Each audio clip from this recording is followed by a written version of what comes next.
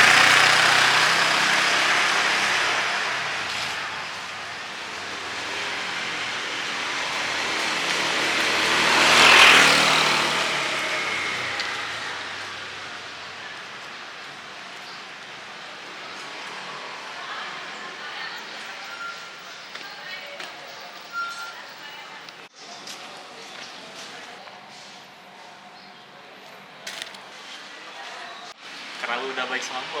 Ini gua balik dulu. Apa lagi dia ada bonus? Ih, apaan sih sosial eksperimen kayak gini? Udah tahu orang udah niat buat ngasih malah kayak gini.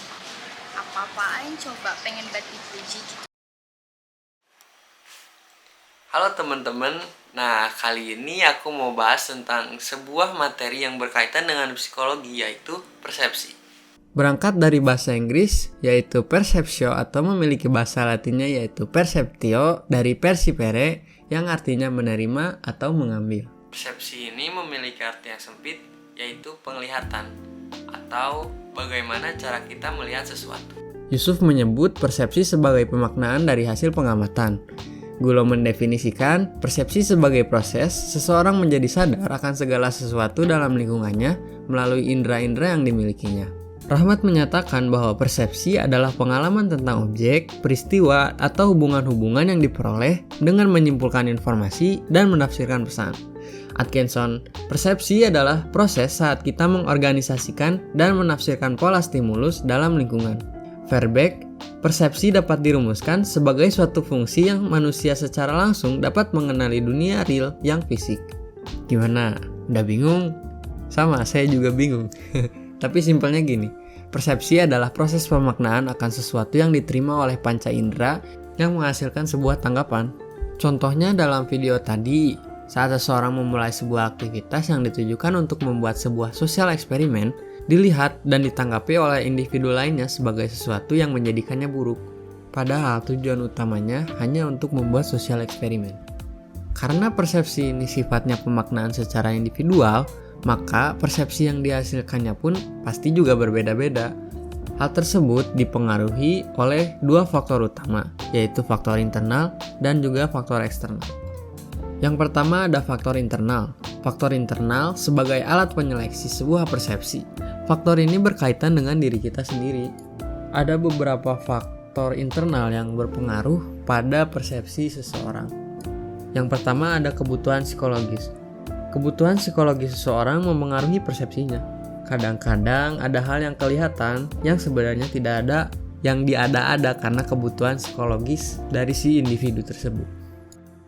Contohnya pada ilustrasi ini, ada jam, makanan, dan bioskop.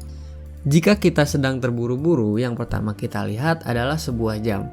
Jika kita sedang bosan, mungkin yang pertama kita lihat adalah sebuah bioskop. Begitu pula, jika kita sedang lapar, hal pertama yang kita lihat adalah makanan. Lalu yang kedua ada latar belakang. Latar belakang memengaruhi hal-hal yang dipilih dalam persepsi. Orang-orang akan cenderung berkumpul dengan orang-orang yang memiliki frekuensi yang sama dengan mereka. Yang ketiga ada pengalaman. Yang keempat ada kepribadian. Yang kelima ada sikap dan kepercayaan umum. Dan yang terakhir adalah penerimaan diri.